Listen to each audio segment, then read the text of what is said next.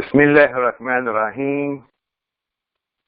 Alhamdulillahi Rabbil Alameen. Ar-Rahman ar-Rahim. Maliki yawmiddin. Iyaka na'budu wa iyaka nasta'een. Ihdina as-sirata al-mustaqim. Sirata alladhina an'amta alayhim. Ghayri al-maghdubi alayhim. Wal-dallin. Ameen.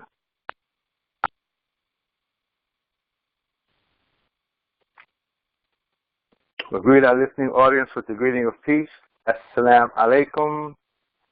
Let His peace be upon you. And Ramadan Mubarak. Blessed Ramadan. This is the blessed month of Ramadan. And this is the month that we have the fasting and the reading of the Qur'an. Two very important features of this month. Fasting and the Qur'an, the emphasis we're putting on the Qur'an. So we're going to look at Surah, I believe it's 43:26.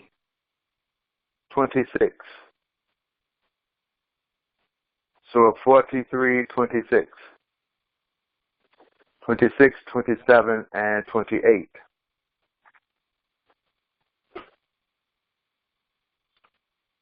Yes.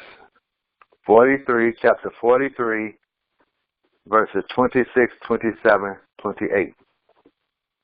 So we begin reading.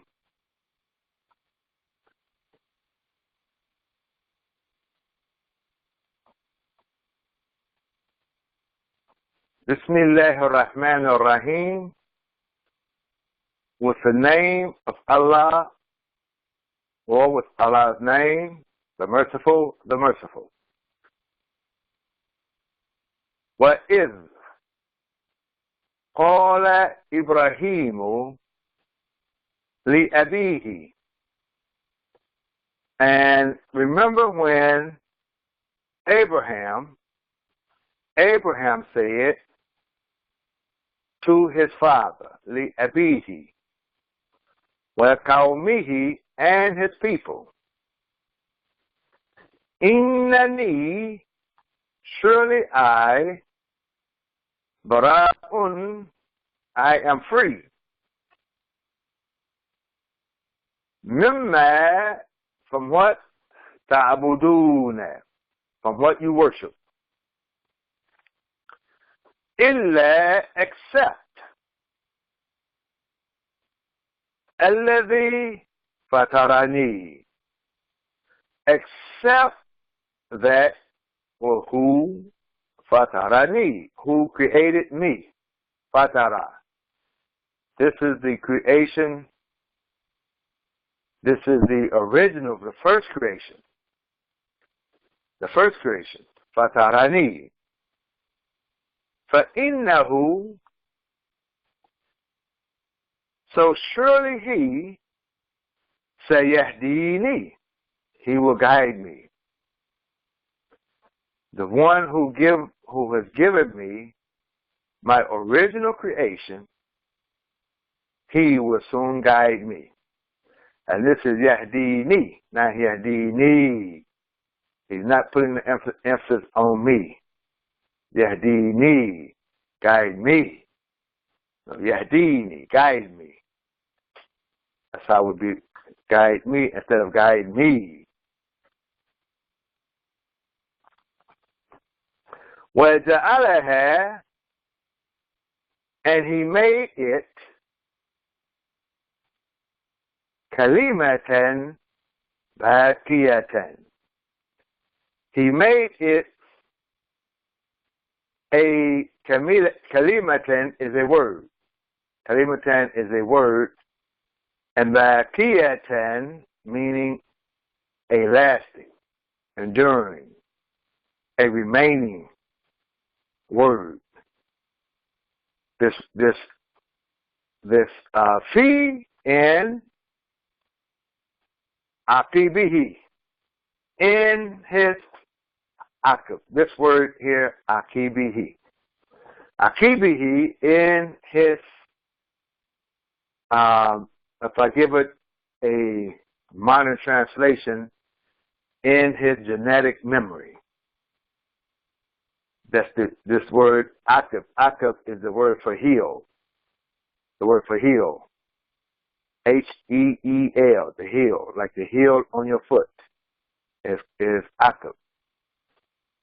So we talked about the water coming up at the heel of the son of Abraham, Ismail, the heel. We talked about lining up at the heel, meaning you're following on the heels. We talked about succession with the Khalifa. So these are all connecting points that show the consistency in the logic of the Qur'an or in the logic of our presentations from the Qur'an. So here, this word, it remains in his heel, meaning that in those who follow him on his heel. Akibihi, and that is, the heel is in the back. It's in the back of the foot, right? The Khalifa. He follows from the rear. The Khalifa. So this is in our genetic memory. It's in the back. And the front is our conscious memory. Our memory we have every day. Things that we remember every day. Sometimes something can happen and they can begin to lose their memory on a day-to-day basis. The short memory. I'm calling it the conscious memory. Things that you remember yesterday, what you have to do today. So you don't want to lose that memory. But then there's a memory that comes from, that we hold, that was in our foreparents, all the way back to Abraham. That I'm referring to as a genetic memory. The genetic memory. So Abraham,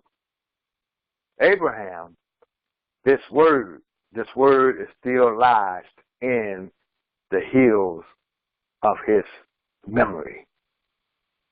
La'allahum, perhaps with expectation, yarji'una, they will return.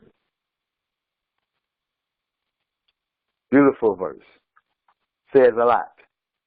These few words say so much. We can speak for a while just on these few words.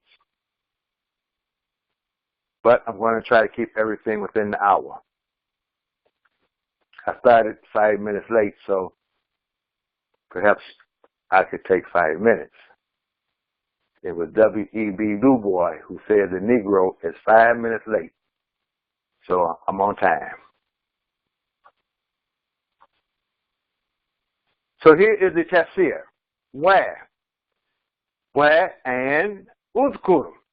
So we've said this before a couple of times. Uzkur. Uzkur is understood in terms of remember. Uzkur is.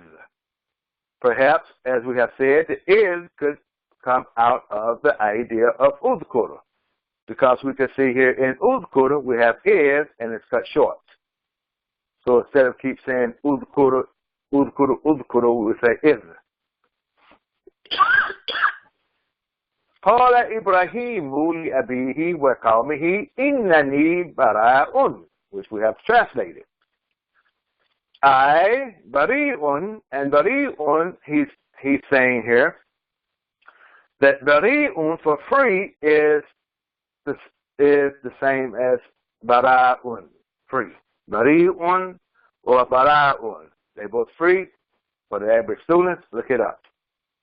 Some things you have to be responsible to look up for yourself. Okay, so I'm responsible to make the speech.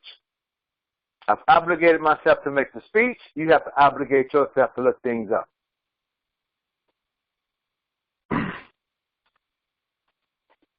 Because I'm not going to look up things. And I'm not going to look up things to give proof to what I'm saying. You have to look it up. Mimma ta'budun, from what you worship. So he's saying, again, Abraham is saying to his father and his people that surely I am free from what you are worshiping, from what you worship, Illa alladhi fatarani, except. That means, this will give us the idea, if he's saying except, perhaps within their worship is the worship of the one who originated them, along with other objects of worship, things of worship. Because he's saying, except alladhi fatarani. So this is where we get the idea of shirk. Shirk is for you sharing in the worship. You share in the worship along with Allah. And Allah is the one who fatarani, who originated me. Then he says, khalaqani. Khalaqa. He's defining fatara with khalaqa. But there's a difference in fatara and khalaqa. Fatara is the original creation. That's our original creation. Like now, we have coming up the Eid. It's called Eid al-Fitr. So there's a process that we're going through to come to our original, return to our original creation, fatara. That's our original creation. The creation before we were male, before we were female, before we were black, before we were white.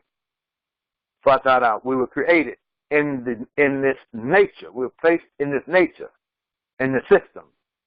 So we were created and we were placed in the system. And then out of that system, there's a process that we come into another creation. Khalaqa. We come into another creation. Khalaqa. So that's khalaqa. When we begin to form, this first creation began to take on form and identity. This was khalaqa. Then he created us male and he created us female. And he created us according to where we descended. Many of us are still having problems with our identity because of the color consciousness. We're trying to identify people by color. And we're having a very difficult time, confusing time because of that. So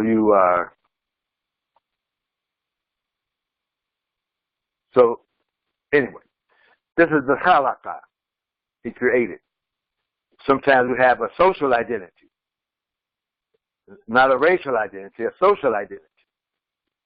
And our social identity, we have named it, or we call it African American or Negro or Black. It's a social identity. Every black person is not the same. So when we say black, when we say I'm black, and our social identity, we're talking about those who come here on the shores, from the shores, or on these shores from Africa as slaves, captives as slaves, and we grew up in a community with each other that give us our social identity. If we didn't grow up in a community of African Americans, ex-slaves, then perhaps you have a different social identity. Yes. And if you're born in Africa and you grew up in Africa, perhaps you have a different social identity than a person who was born and grew up in America. You have a different social identity. It doesn't make you the African American socially, as we would call ourselves African American socially. Even the African, the black African that's here today, who recently arrived here on their own, they have the same problem. They don't want to be called African American because they don't want to be confused with the African American who came here as a captive. because they have a different social identity. Don't look exactly the same. So these are social identities that we're dealing with. And race is perhaps probably a myth. The myth of race. Some man wrote a book on race and gave races names and left a whole lot of people out of the book. So they're not listed in the list of the races. You go in the book and you go down the list, they don't see themselves listed. And he wrote this book around the same time Father Muhammad came. They all come in the same era. فَإِنَّهُ سَيَهْدِينِي. Father Muhammad and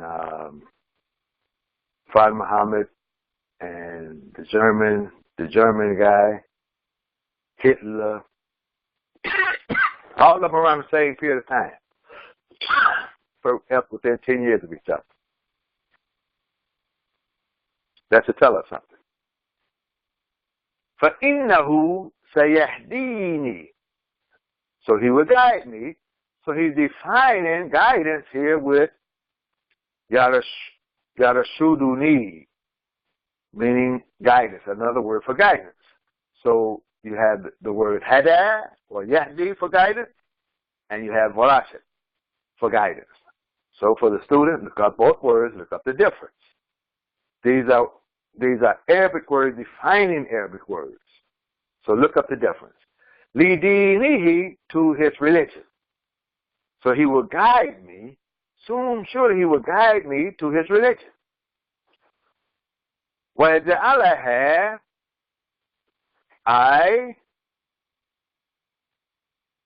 كَلِمَةَ التَّوْحِيدِ.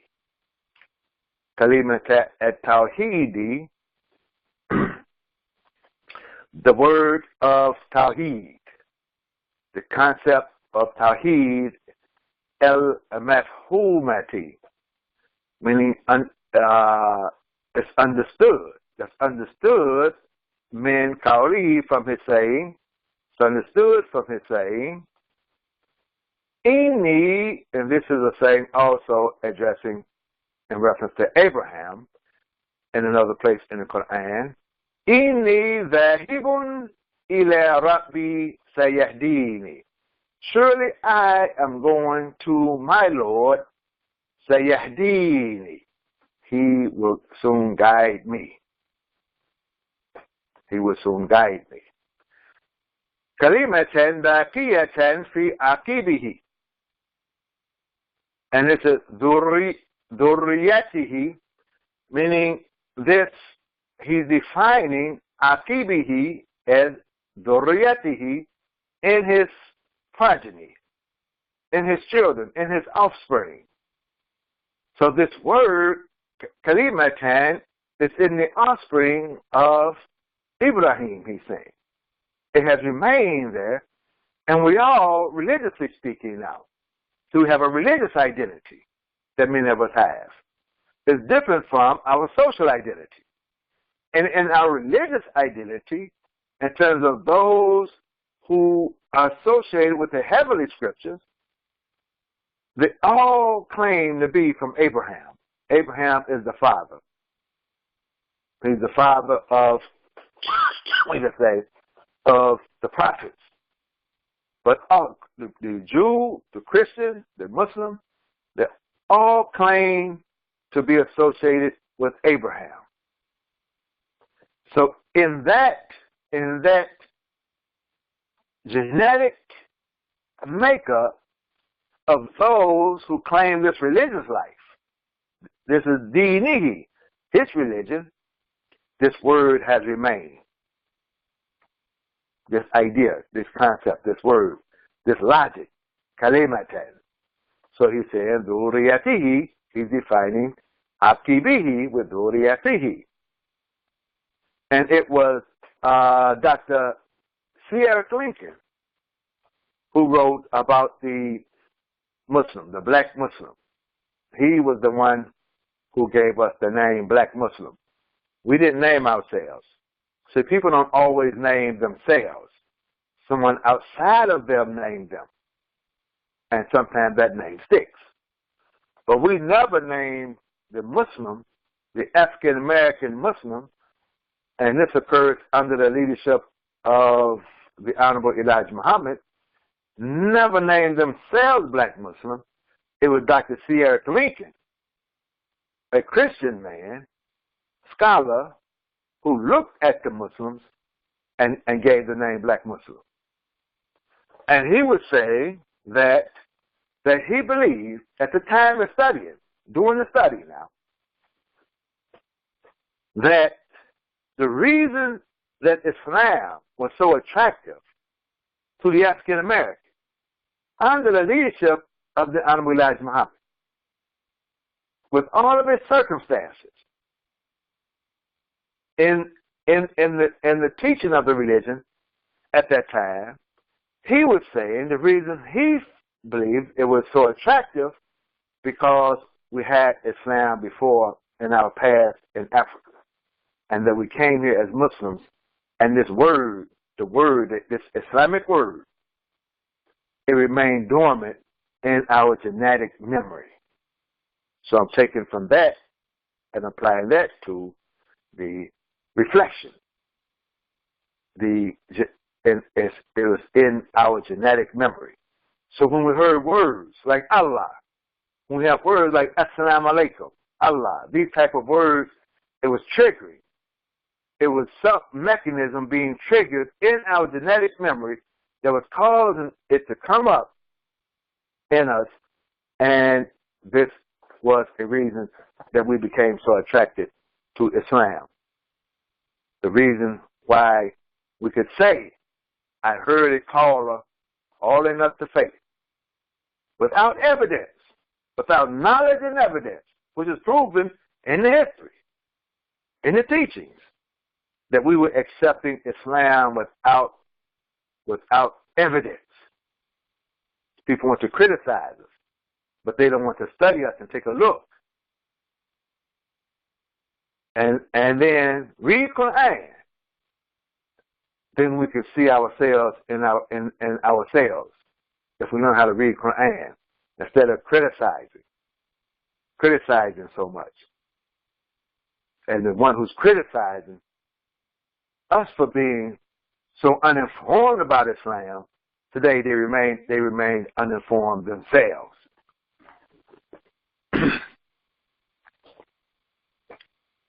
So yes. So we heard the call of calling, and we accepted. We accepted Islam as the religion without evidence, without knowledge, without reading Quran first, without doing all the studies. Then we say, okay, now we accept. No, we accepted on our faith, but what was operating on that faith was something in our genetic past. This is Dr. C.R. Lincoln. So now we see it's Quran. It's not just in our genetic past, it's in the genetic past of those who are from Abraham. فَلَا يَزَالُ فِيهِمْ مَنْ يُوَحِّدُ اللَّهَ. It's saying here that when it says فَلَا يَزَالُ, it does not cease in them. This word does not cease. It stays with them. Whoever accepts, or whoever sees or accepts the oneness of Allah,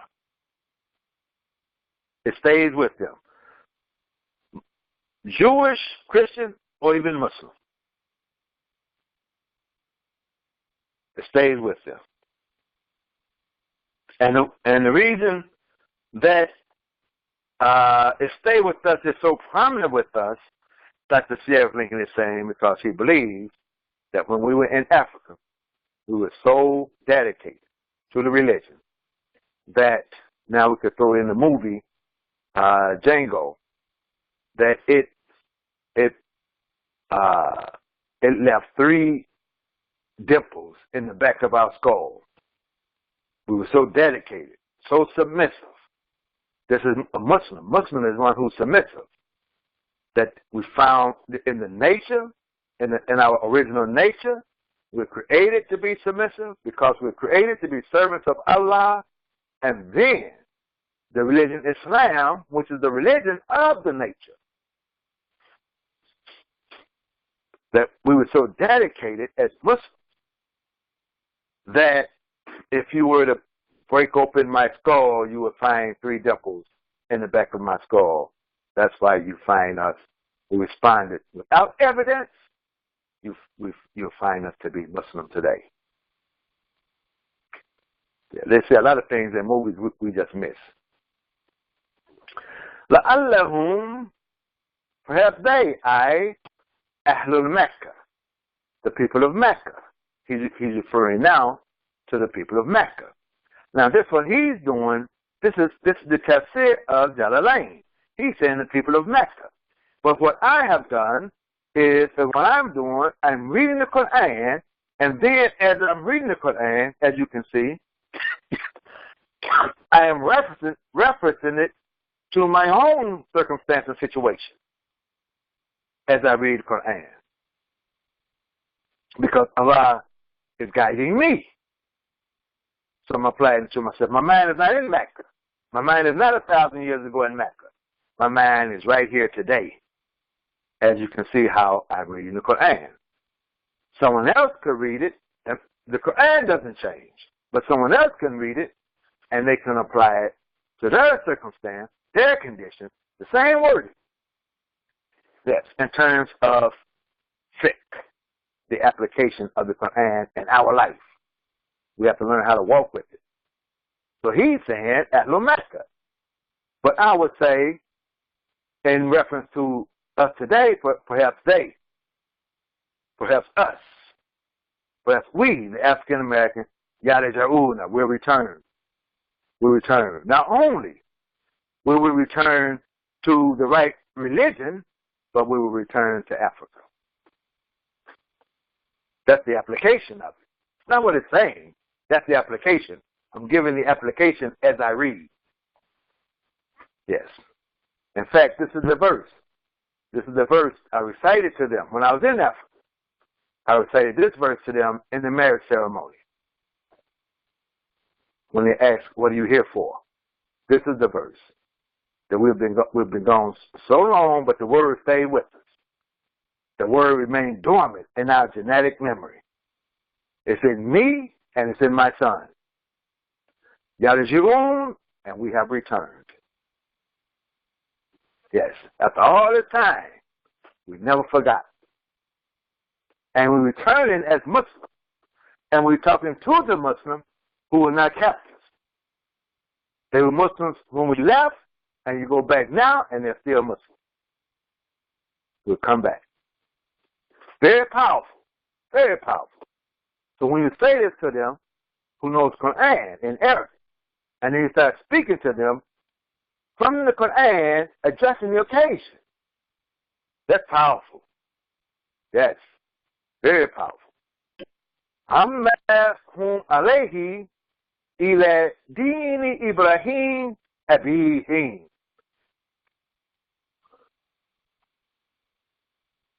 They return away from that which they were upon to the religion of Ibrahim, their father. Yes. And that's our history. That's part of our history here in America as Muslims. So we're going to speak from these verses, and this is our outline that we're going to speak in from the few verses. Free from human artificiality, the inherited nature of Adam, Abraham, the second father, the inherited mind of Abraham. Adam is our first father. Abraham is the second father. And remember Abraham. Abraham is the one who built upon the foundation of the first father. And it was Abraham that has the logical thinking, because he's building the house. When you see a house made of bricks or logs, you can see the logic, the logical process that's in the building of the house. This is Abraham. He's our second father. The inherited mind of Abraham. Revelations and assistance to our inheritance. Not our inheritance. We have an inheritance, and we have some repairing that needs to be done, some like psychological repairing. So yes, there are reparations, but there's also inheritance. And both, we should not turn to the government for reparations, and we should not turn to the government for our inheritance. What we're speaking today, we turn to Allah. We're going to turn to Allah for reparations of the psychological derangement that has occurred or influenced us as Americans in general, as African Americans specifically, and we turn to Allah for our true inheritance. Anything else? I guess the saying goes, would be uncivilized. Build institutions. This is the application now. We have the commentary, and we're going to have the application. To build institutions that reflect and promote our inheritance and overcoming our greatest burden. This is the outline that we're going to be speaking of. So in these verses, Allah informs us about the one who is referred to as his servant, his slave. That's an honor. It's an honor today to be called a slave of Allah. But many of us, we don't want that in our vocabulary, to say slave, because the damage that has been done.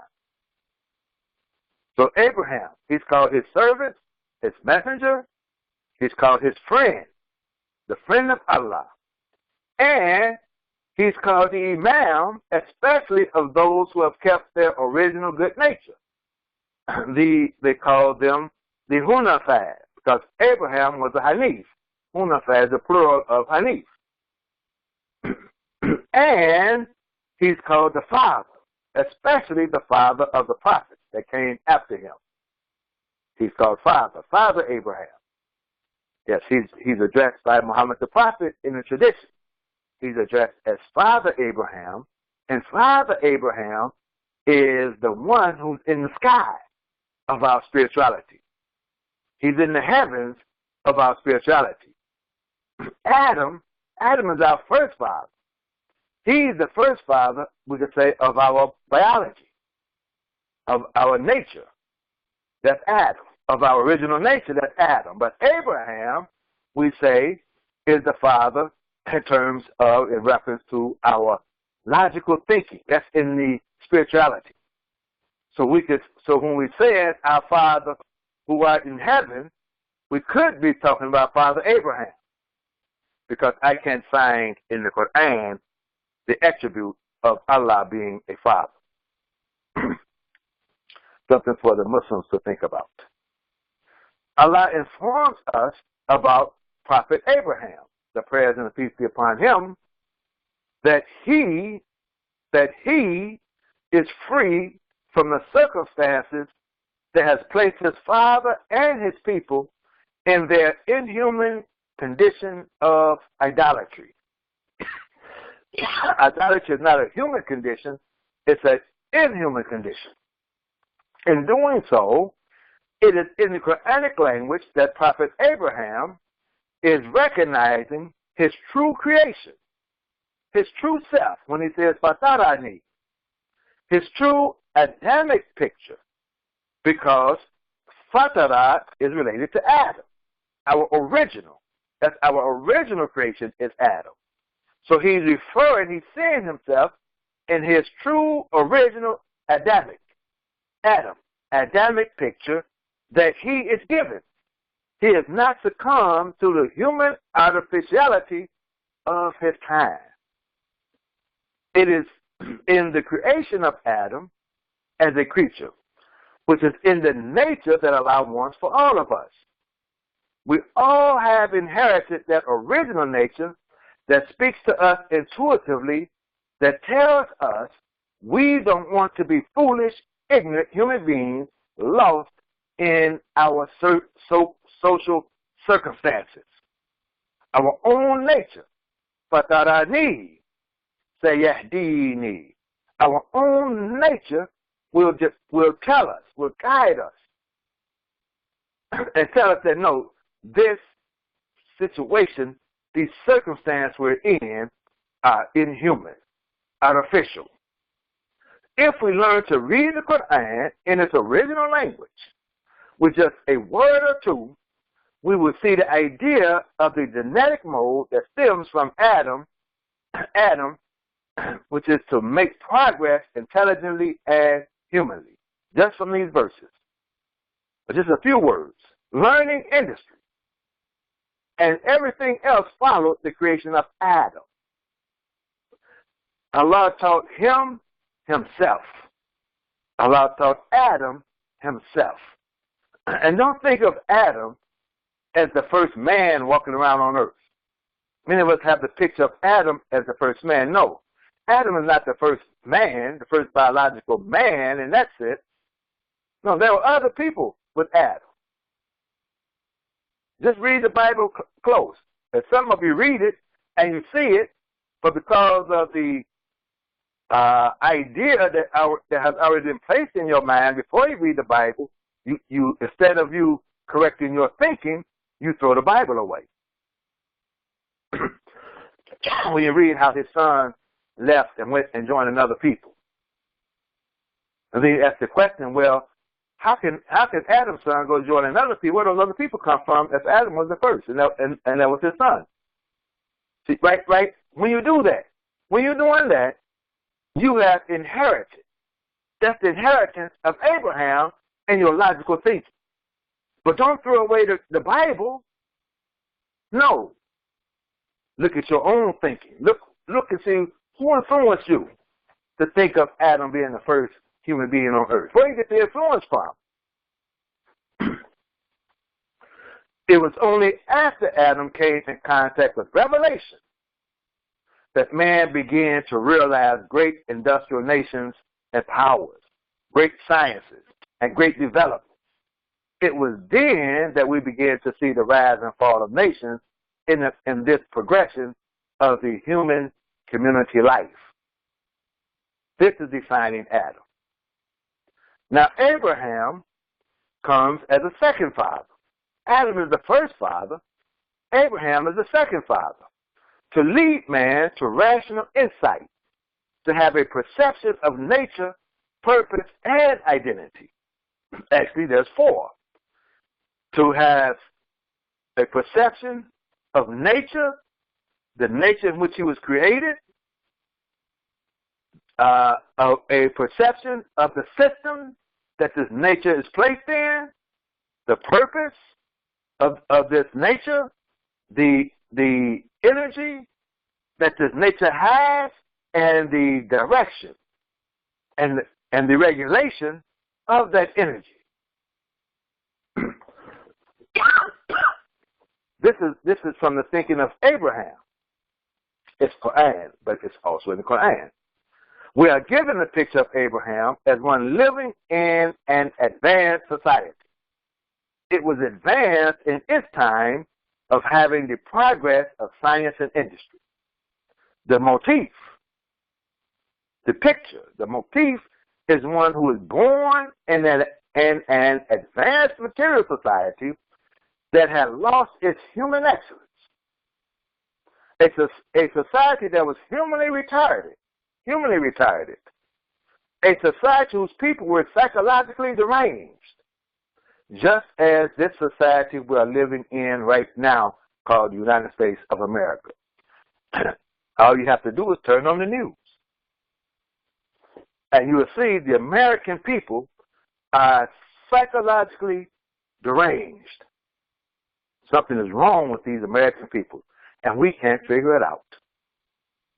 It's in the blacks, the whites, indifferent. If you've been here for a while, it's something that has affected the American people that have rendered them an artificial human being. It is one word in these verses that says so much to our mind. Akibihi. Again, if we learn to read the Quran, it says that we have inherited from Abraham in our genetic makeup the properties of intelligence and enlightenment that can rise up in us to meet the challenges of the prevailing human artificiality that this society has adopted, which renders it backwards in its most advanced material accomplishments. No matter how advanced we appear to be in this society, materially speaking, there's something that causes us to appear backwards as human beings. Our rational faculties must come alive in a new vision, giving us a new focus as we study our past life on this continent, in this society, as to what happened to us.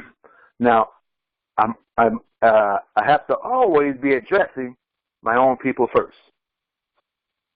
If I'm afraid to address and touch my own people, then other people listening will not trust me.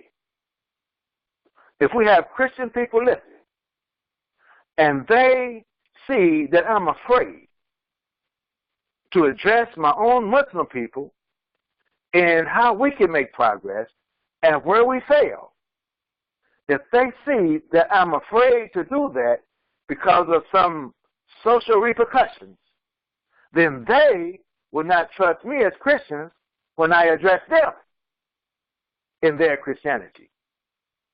They say no, because why? Because if they'll say, if we're failing and we're not making the progress, we don't want him because he'll be afraid to tell us when we fail.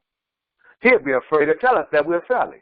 He'll always tell us we're doing good and doing great, when in actuality, we're not doing good and doing great, and he won't tell us because he's afraid we might not be his friend. So I have to address my own people first. And if they see me addressing my own people first, religiously speaking, then perhaps that will qualify him to address us if we need leadership amongst us. So we must take what we find in this peculiar nature that we have taken on and examine it very rationally in order to come up with answers to cases of poor logic and illogical behavior. To come up with the answers, the solutions we have to have in our hands, the word of Allah. We have to have that in our hands. The revelations that he has given us as assistance for our intellect. And we have to have the intuitive edge. Both have to be operating. In order for us to have the intuitive edge as a gift from Allah, we have to remain focused. So, experiment with yourself. Look at yourself. And we've said this before. Anything that you stay focused, you're studying, you're applying the intellectual reasoning to it, and stay focused on it, that intuitive edge will kick in. Especially if you're looking with the word of Allah. That intuitive edge will kick in. And you will be assisted by it. Instead of us blaming someone else, which we're going to speak about. We have inherited in our genetic makeup, our inheritance, in our genetic makeup, in our genetic memory from our father Abraham, the ability to bring faith and reasoning into accord with each other as a resourcefulness or utility to advance our society. What we're saying is that we have to promote man as an intelligent with the ingredients of faith and knowledge more than anything else in this religion. We have to have the formula. We have to have faith, we have to have knowledge, and we have to have work. Islam is not a religion of miracles. The word miracle, you can agree or not. If you disagree, just go and find the word miracle and bring it back to me. That's in the Quran. Go in the Hadith, the saying of Muhammad the Prophet, and find where he said. He spoke of this religion as a religion of miracles. You don't have to argue, just bring it. Because this is not a religion of miracles. Islam is not a religion of miracles. So I'm just saying it to say, don't sit around and wait for a miracle to happen. But this religion is a religion of the intellect more than any other religion. Saying that, then I must say that we must build institutions of learning, institutions of mental development, educational institutions. Yes, we already have them, but perhaps I'm speaking to the Muslim group that come out of the loins of the Honorable Elijah Muhammad, that we have to build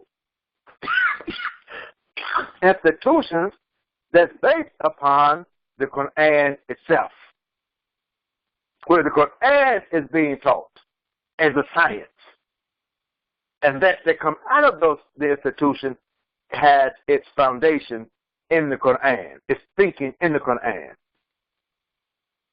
its development from the Quran. The masjid, if we think about the masjid and the history of the masjid or the mosque, the original idea of the mosque, if we study the history of this religion as taught by Prophet Muhammad, the President, peace be upon him, it is an institution of education. If we think about it and study, it's the institution of education. Its purpose is to be an institution of learning. It's not an institution of recreation. It's not an institution of partying. It's not the community bar scene. No, the first idea that we have of the mosque is an institution of learning. When you go to the mosque, what's set up in the mosque, the main purpose is education. And the schools, speaking of Islamic history now, the Muslim history, the schools are born out of that institution. Now, I could say this, but I'm not qualified. I don't qualify myself to say the same in Christianity. The first building, I'm sitting here in Detroit. I'm in Detroit. The first building in Detroit for education is a church. And then the schools are born out of that institution. So we should return to that.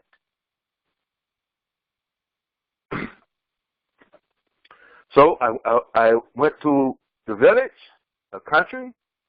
I have to address my African American brothers. I have to address my Ghanaian brothers, and I have to address the Americans in general. But in Ghana, we're just walking through the village, and I call it a village. It's a city. I've been corrected by one of my brothers. He said, "Man, slave, Nema is not a village. Nema is a city," and I accept his correction. But we're in this part of the city of Nema. Nema, look up Nema. It's a historic city in Ghana. It's near Accra. Accra is the capital. So we're in Nema. We're walking. We park on the main street. We have to walk through. I'm coming to the village, the housing area. And as we're walking, we pass by a masjid to get to where we're going. We're going to the palace of the chief. Don't think of the Hollywood palace. you Americans. But that's what we call it, the palace. Anyway, it's where all the chiefs come to have their meeting of the B-side. So we're walking, and we pass a masjid. And we walk, I think there's about 2 masjids we might pass. I know we passed one, depending on which route we take. And then, when we get to the palace, there's a masjid there. There's a masjid right there at the palace. The palace has a masjid, right at the palace. There's a masjid. So at least 2 of them.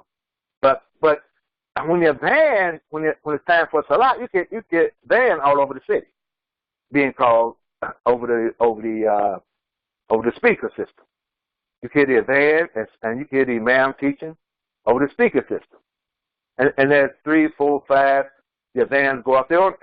All of them go off at the same exact time, so the adhan can be going off for a while. And we have some people saying, when the adhan is being called, everybody should be quiet. Well, that's not practical. If you think about it, it's not practical. But if you're there, you should interrupt the muezzin when the adhan is being called. It's better to say that than to say be quiet when you hear the adhan, or you're going to be quiet for a while. Cars have to stop, you have to stop talking, and it's going to be a while. But anyway, so as we're walking, the Chief Muhammad, he shows me this land that's set aside. The land is a premium in Nema. So this land, not a lot of land, just some land, he says, we're clearing this land here to build a mosque. Yes, Salim, what do you think? We're just talking. So I'm saying,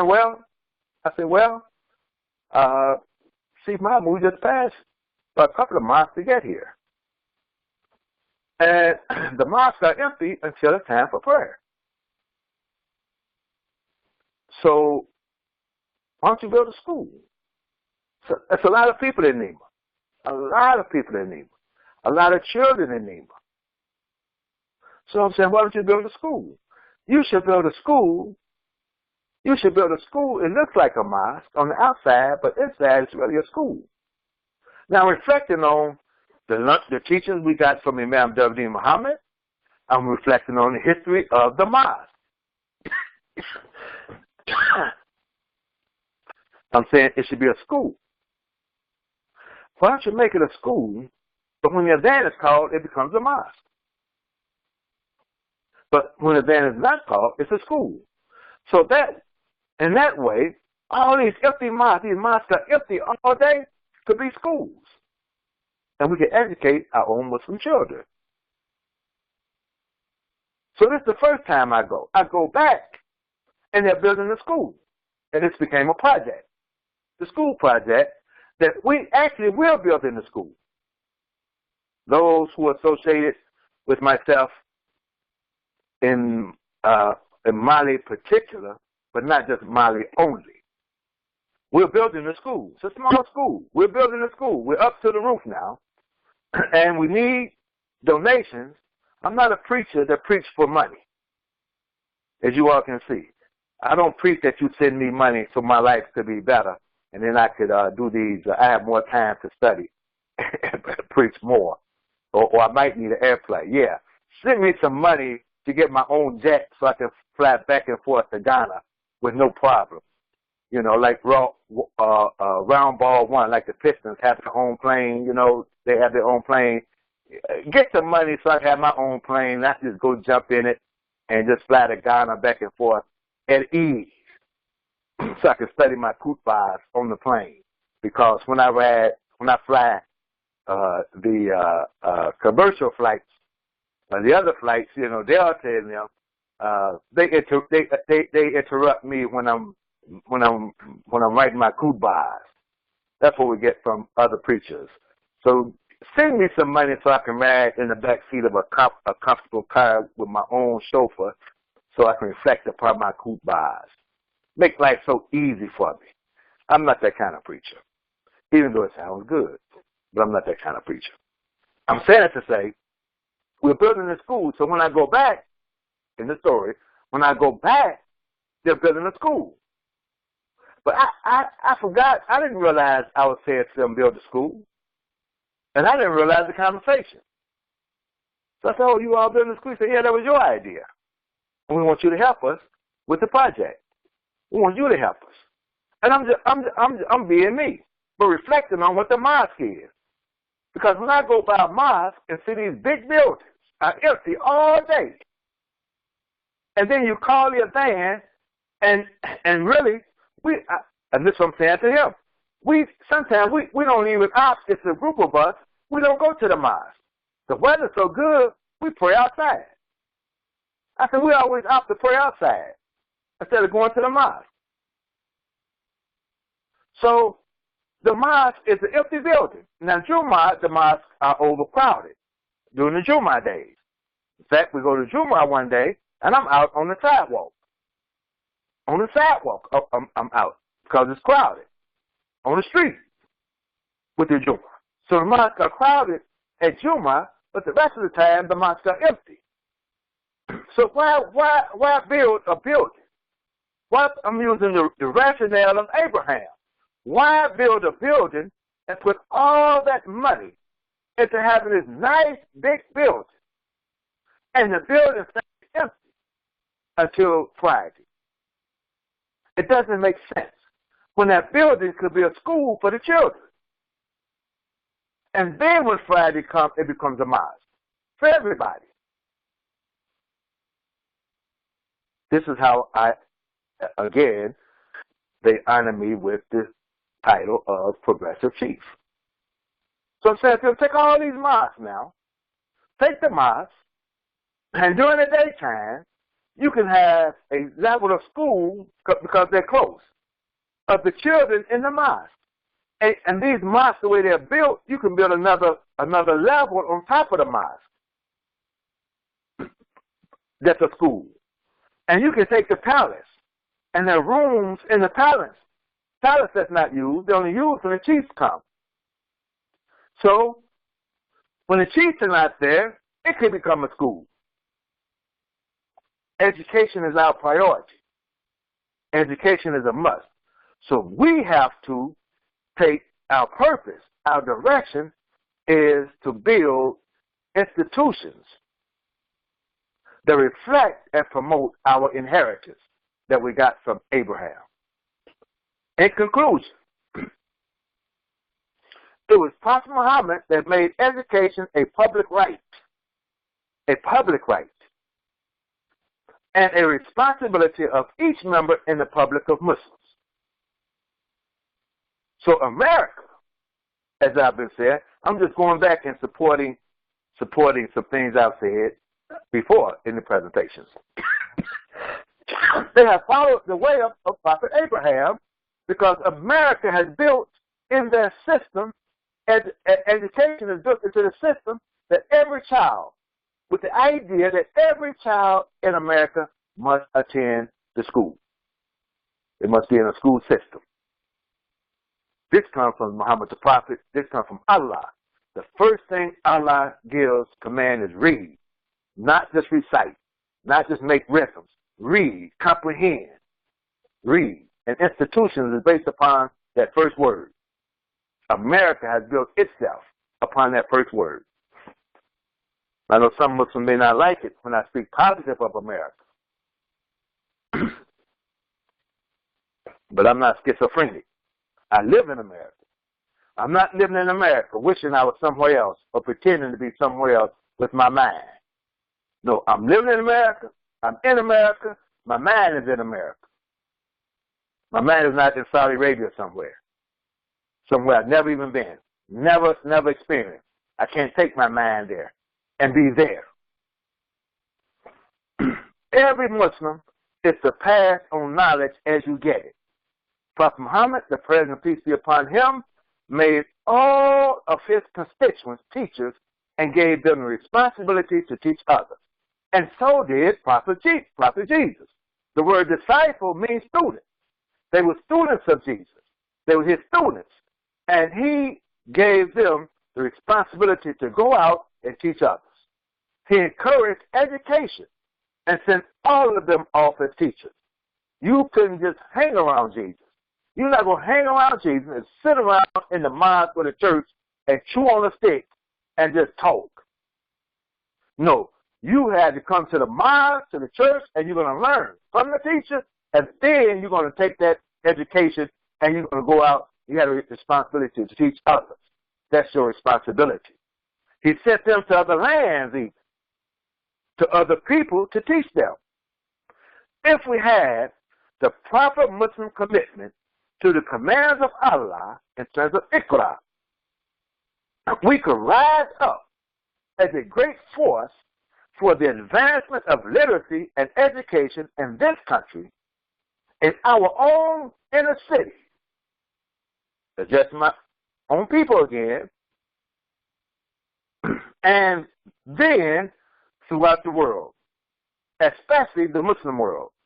I'm saying with the logic that we have now that we've been given, if we had the right commitment and spirit from the Qur'an, we would not pass through our neglected neighborhood seeing our people psychologically deranged, crazy-minded, idle in useful thought, ignorant, and abusing themselves and tell them it's somebody else's fault.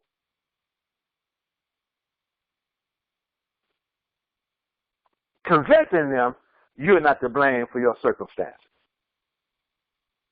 No.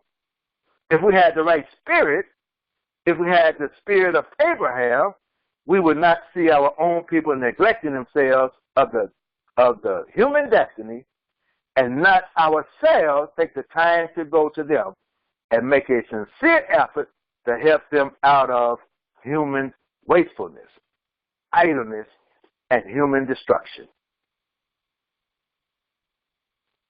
The great burden for us as African Americans is not the discriminating laws and courts that have us filling the prison walls. It is not the savage beatings and killings of the police departments. It's not the senseless murders, lynching, burnings we have experienced in the past. Even our horrible experience in the condition of slavery is not our greatest burden today. Though I'm not stupid, we can say it's a contribution to the burdens that we have, but it's not our greatest burden. Our greatest burden today is the cruel misinformation that we have of our past life as a true human being. That's killing us more than anything else, is that we have been neglected and even knowing what a true human being is. Our true human identity. Where did it come from and where should we be? It is an ugly void in our life as human beings. This burden has been with us ever since we left the shores of Africa, and it is still with us today. Very rarely can you find the African American educated and addressing us on our true human identity. We're so caught up in racial identity that we have been neglected. Our true human identity. I believe Quranic education, true reading and education, starting with the Quran, with the mind that we have been given from Imam W.D. Muhammad. The prayers and the mercy of Allah be upon him, is our true salvation. Let me say it again. I believe Quranic education, true reading, not just mimicking. Too many of you are mimic. You mimicking that you know you can read Quran from its original text. You just mimicking. You mimicking the words. Free yourself from the translations. What did my brother say? Get off the plantation of translation. Yes. That's one of my imams in Philadelphia. Yes, get off the plantation of translation and quit mimicking. So we start with the Qur'an, with the mind that we have been given from Imam W. Deen Muhammad, the great reformer of our time. That is our salvation. We pray that we come into it, and then we carry it back to Africa. I thank you for your time. Alhamdulillah, Rabbil Alameen. The praise, the thanks belongs to Allah, the guardian evolver, the cherisher, sustainer of the world. Ramadan Mubarak. Blessed Ramadan. Peace be upon you. Assalamu alaikum.